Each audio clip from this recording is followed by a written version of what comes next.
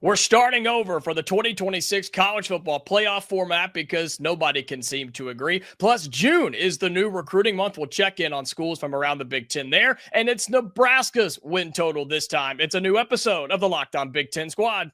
You're talking ball with the Big Ten Squad, sponsored by Game Time. From USC to Ohio State, from Michigan to Oregon, from Nebraska to Washington, it's the local experts of the Locked On Podcast Network bringing you scoops, breakdowns, and the most comprehensive preview of the upcoming Big Ten weekend. No hurt feelings and thin skin allowed. Squad up, you're part of the Big Ten Squad. Yes, welcome in. It is the Big Ten Squad, kinda. I don't know if 3 is considered a squad, but we're the ones that care. We're the ones that matter the most. I'm Jacob Goins, host of Locked On Hoosiers. We've got Jay Stevens of Locked On Buckeyes and Zach Anderson-Yoxheimer of Locked On Bruins with UCLA. Guys, we have a lot to talk about today. Nebraska's win total's coming up in just a little bit. Plus, we're checking in with recruiting in the month of June, but we thought we were on the path to a new and improved, new-looking 2026 college football playoff format, and apparently nobody could come to an agreement. So they said, you know what? Let's just restart. Let's just reset and start from the beginning. Jay Stevens, I'll start with you. Are we ever going to come to a conclusion on this thing? Because we do still have to have a postseason at some point in 2026, right? And that's why I think they're going to come to a conclusion at some point. Will it be the week before week 1 of the 2026 season? That's possible. It wouldn't shock me if they got into the middle of the season before making a format, but they will come to some type of conclusion.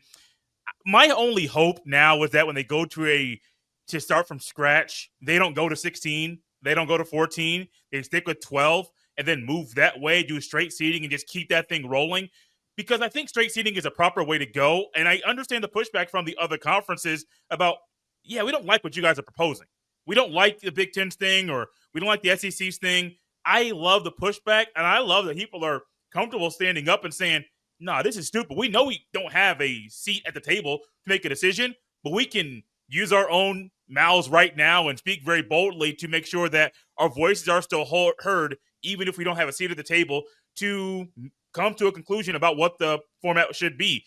I hope they get to something soon. I hate the waiting game, and I hate where we are right now in this sport where we're just changing things so quickly, but I don't think that's going to happen.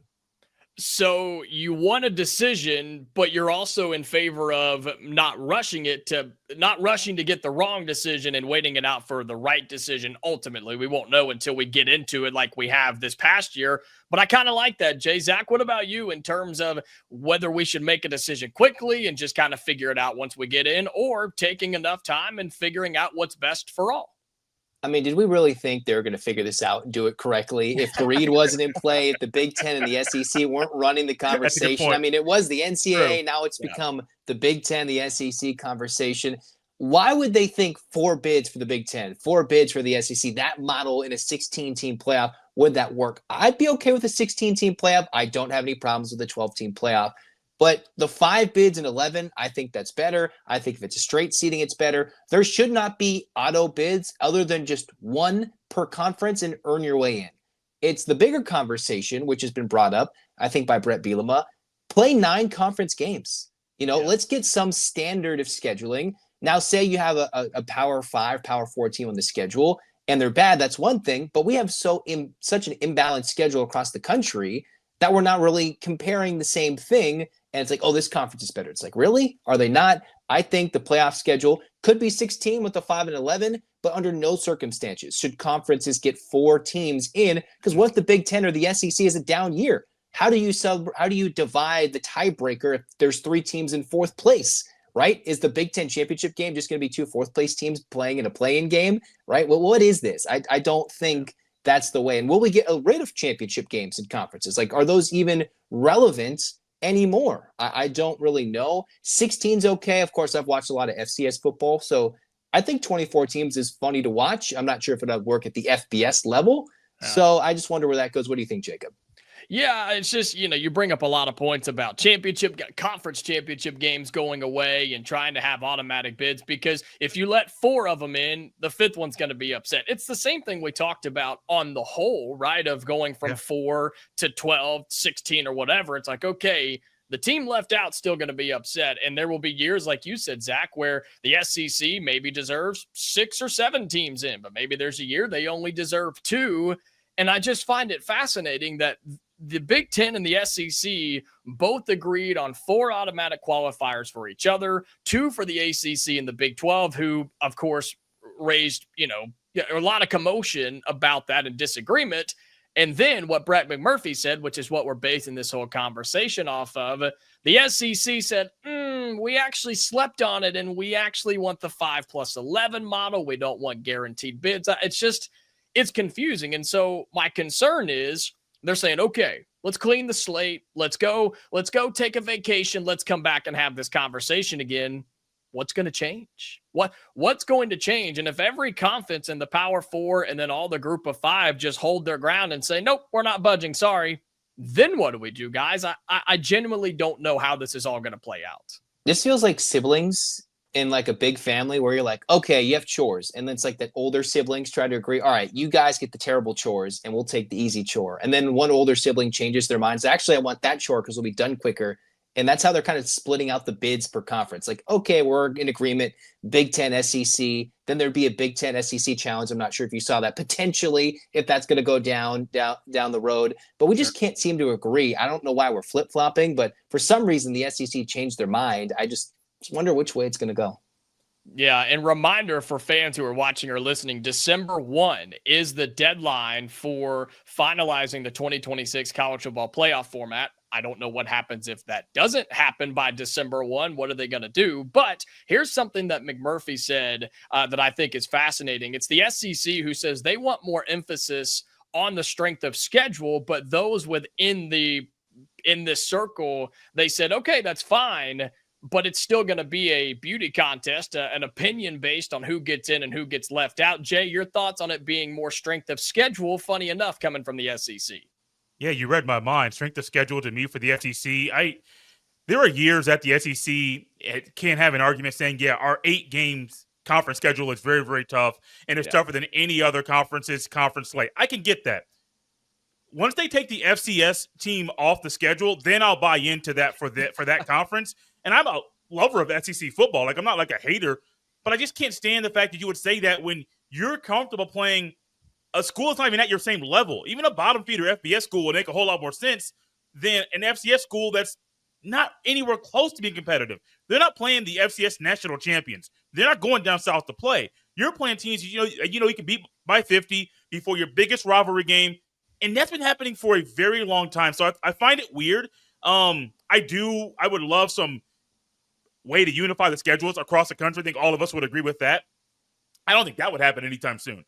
I don't have any faith in these conferences, the SEC or the ACC, to say, well, let's play 9 conference games. I don't think it's going to happen at all. But I think at some point they're going to get a lot of coaches to say, we need to do this for ourselves. And so once the coaches collectively say, yeah, let's go to 9 conference games, I think that's when the conferences will do that. But if you got a cupcake out there and you're going to be able to win that game easily, if I'm a coach, I might be inclined to play that game just because it's an easy win. Yeah. Zach, your thoughts on this before we move to recruiting? Again, all of this has to be finalized for the 2026 playoff, which is wild to me that we're a year away from that happening and we still don't even know what the format's going to be. But December 1 is the deadline. Question is, do they get it done? Will they get it done? I think they do. Will they change it after they get it done? Probably. But I do think if you go with the strength of schedule SEC talk, it's just like, what are you talking about? That's just a joke. That's laughable that you play FCS schools, 8 conference games. Like, what makes that 9th game so much tougher than a random road game? It's that random road game against somebody late in the season, early wintry conditions that just makes it tough for some of these schools compared to those, SEC games. Not that it's bad or anything. My dream scenario is you play 9 conference games. You play one power conference team. And the other 2, you get a cupcake and a group of 5 or power conference. You do whatever you want. But everybody has to spread the wealth, go find that FCS program to donate money to. And then I think that would be, you mix it in, you stagger the games. So you have good games week 1, week 2, week 3, week 4. And that would be a blessing in disguise. I don't know. It seems simpler than what they're making it to be, but money and TV drives it all. And nobody is coming to an agreement yet, and they have until December 1 to see if they do. As long as the SEC and Florida get left out of the playoff, that's all we care about, right, Brandon? Well, we'll talk a little bit of recruiting around the Big Ten for our three schools in particular, maybe our rivals as well, and how we feel about June now being the month for recruiting. That's all coming up here on the Locked On Big Ten Squad.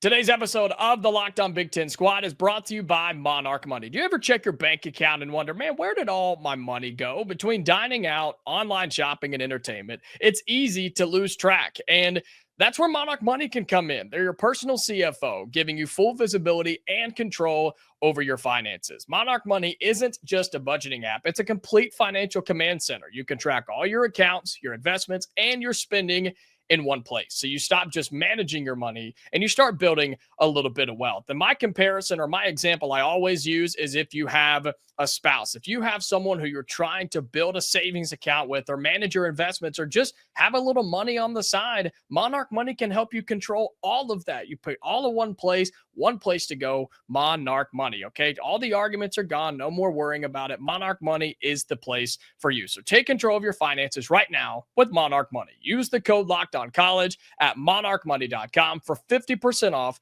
your first year. That's monarchmoney.com, code LOCKEDONCollege for half off your first year. All right, we continue on with a Locked On Big Ten Squad, Little Ten Squad, a three-man show. I don't know what we're doing here, but we got lots more to talk about here on this week's episode. And we're talking a little bit of recruiting because we're now going towards the end of June. I know some schools still have some big official visits to wrap up at the end of this month, but guys, June is now the month. I know you've all been talking about it on your shows. We have been on Hoosiers as well. It's just a little weird, right? With June being the big month rather than July and getting into the fall. And it seems just a little bit off, Jay Stevens of Locked On Buckeyes. How's it been for you guys in Columbus? It's been a little slower than I think a lot of Buckeye fans would like because Ryan Day has been very picky with the guys that he's extended offers to and extended official visits to. And Ohio State had a big official visit weekend. I believe the first weekend in June, they had a big official visit weekend this past weekend where they had 10 plus visitors. Both of those weekends, they've done something different where they've had a couple of guys come in on solo official visits where normally Ryan Day is like, no, you're going to come in with a group, but to accommodate other people's schedules. And one kid was an in-state kid who's already committed. It's like, look, you're here, come in by yourself. It's not a big deal. Get your time on campus and then going back home. But Ohio State's really in a good spot right now. I believe they have 15 guys verbally committed in the 2026 class. Recently got a commitment, the first commitment in the 2028 class. A young man from Tampa, Elijah Newman Hall. They also have a young man, Sincere Johnson, committing today. By the time this comes out, he may have already announced his commitment. But he's a Glenville High School kid right there in Cleveland. It's really down between Ohio State and Alabama. Those are the two schools that are competing for him right now. And it's been fun to see Brady Edmonds from out there in California come to Ohio State. He was there for almost a week, was at 3 recruiting camps and took a visit to a Children's Hospital there in Columbus, donated some books and some stuff to the youngsters there. So already kind of leading in that way, even though he's not a Buckeye yet. But it's been a little slow. I say slow because normally I would have thought Ohio State would have had 20 to 22 guys committed already. But they're taking a slow, methodical approach, kind of just doing it at their own pace. And I hope it works out for Ohio State. I am a little nervous right now because of the way things have gone, but I got faith in Ryan Day to get this thing done. Yeah, we normally here in Bloomington always come down to Indiana and Alabama in recruiting. We hear that a lot for the Indiana Hoosiers. Zach Anderson, Yoxheimer of Locked On UCLA. I've been seeing you guys keeping a little track. You flirting with a top 10 class here and there. It seems like it's changing every day right now with commits going crazy. But flirting with a top 10 class, pushing up against 20 verbal commits for the class of 2026. Are you guys going to catch USC, or is Mark just going to be able to hold that over your head for the end of time? Well, I don't think UCLA is going to catch USC. The USC has so many commits. There's just so many. They have a lot. They're the number one class. They'll be close to number one or number two by the end of the 26 class. The thing is, the fact that UCLA went from the 40s to basically top 10 class in almost 3 weeks. Yeah. Mind you, beginning to mid-May when the recruiting for the 26s started for UCLA, because they spent a little bit of time in the spring. They're a little active in the spring portal window, They're a little focus on Nico, but then they started to focus on the 26s where UCLA hadn't had a commit in the class of 26 for almost 6+ months. So it's like, oh, were they forgotten about? No, they weren't forgotten about. They were just waiting to make their move. UCLA has gotten a string of commits from the middle of May all through June. It's been a big rise. I mean, today, as much as they've been doing great things, they got the top-ranked long snapper. And I know y'all don't care about the long snapper, but hey, they got the top-ranked long snapper in 2026. Giancarlo from Camp Hey, you boast that high, Zach, man. Let's go. But obviously, they've been doing big things. UCLA has now gotten 4 commits from the state of Florida. We shout out Brandon. I don't know what his Gators are doing over there in that state, but UCLA has gotten a stranglehold in terms of, oh, look, they got a recruiting pipeline in the state of Florida. 4 commits in the last week plus. I've been talking with Brian Smith of Locked On the Portal. Yep. The Bruins are going nationally with their recruiting, something I didn't think was possible just a couple of weeks ago. Yeah, that's kind of where we are in Indiana. And actually, yes, talking football recruiting, where we are on the verge of a top 25 class, have 18 verbal commits as this episode will be coming out. And a lot of them are 3 stars, yes, but you talk about branching out, Zach, and that's what Curt Cignetti has done a lot of. We have 9 different states represented in the class of 2026, including Florida, like you mentioned, a couple of kids from Ohio, Jay Stevens. I mean, Indiana starting to branch. We have offensive linemen from Wisconsin, guys. Don't know how that happened, but here we are, where Indiana wins some football games, and all of a sudden people at least want to come and check it out and see what's happening. And there are some IU fans and even some who aren't Indiana fans that are like, it's a bunch of 3 stars, some 4 stars. They're really not going to be that good, but you got to start somewhere, right? Indiana's been terrible for so long. You can't just walk in and compete with the Ohio States or the Alabamas of the world, right? I mean, you have to start somewhere, and Indiana has done a really good job of that. And most of the time, if they come for a visit, they don't leave without a commit. And I think that's something that's really, really big for Curt Cignetti at Indiana. But I'm curious with you guys, Jay with Michigan and Zach with USC, of course, how the rivals are doing. I mean, USC, with all the verbal commits they have, it's going to be tough for anybody to catch them. But what about Michigan, Jay? Are you keeping up with the Wolverines on what they're doing in terms of recruiting? Not keeping up as well as I used to, because this is one of the weird times when Ohio State and Michigan aren't battling for the same guys, not as often as they used to. And okay, I'm not here to try to throw shade at Michigan or anything like that. I think a lot of guys are waiting to figure out what's going to happen with this sign stealing thing. The NCAA is not handing down a punishment.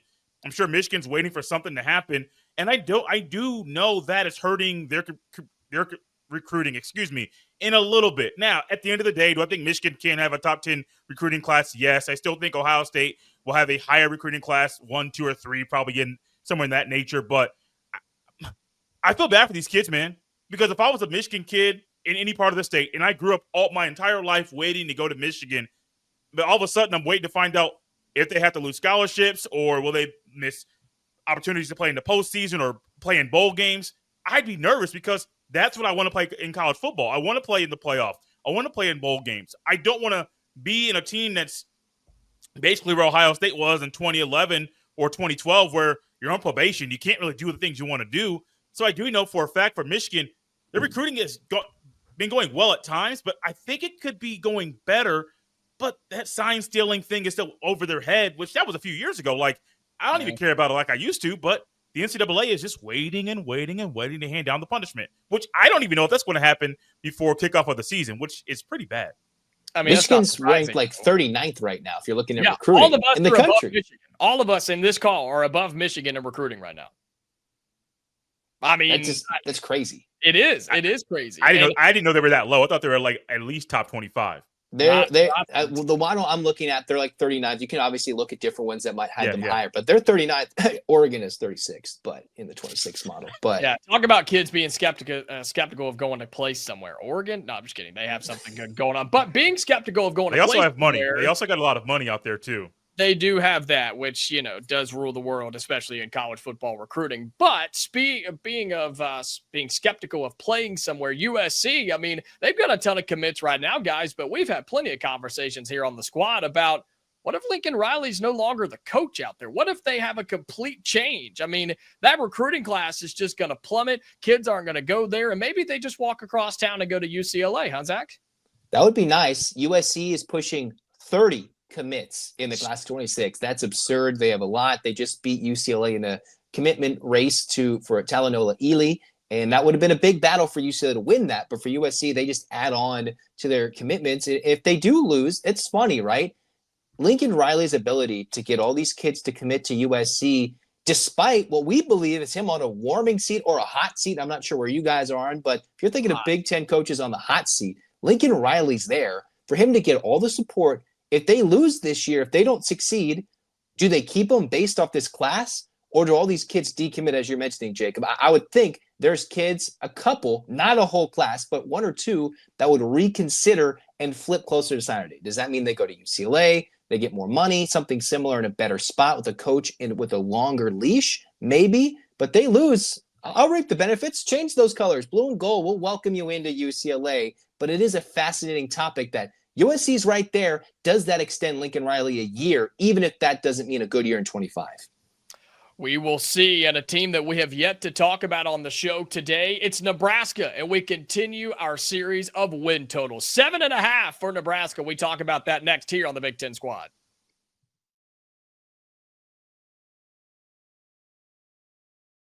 All right, it's our favorite segment of the week. We're talking win totals. We did Iowa last week, is that right? And now we have Nebraska. It's the last team with our friends over at FanDuel. Be sure you check them out at FanDuelSportsbook.com. It's the last team with a 7.5 win total before we move up to 8.5, guys. And for the fans who are watching and listening who have not looked at Nebraska's football schedule, I don't know who they talked to. I don't know who they paid. I don't know who they kissed to get the schedule that they have.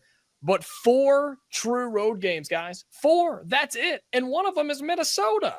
They play a non-conference neutral site game to start the season. Tons of home games in there and lots of opportunities. We'll start with you, Zach Anderson. Yoxheimer, 7.5 win total from the Nebraska Cornhuskers in the year 2025. Over or under, and why?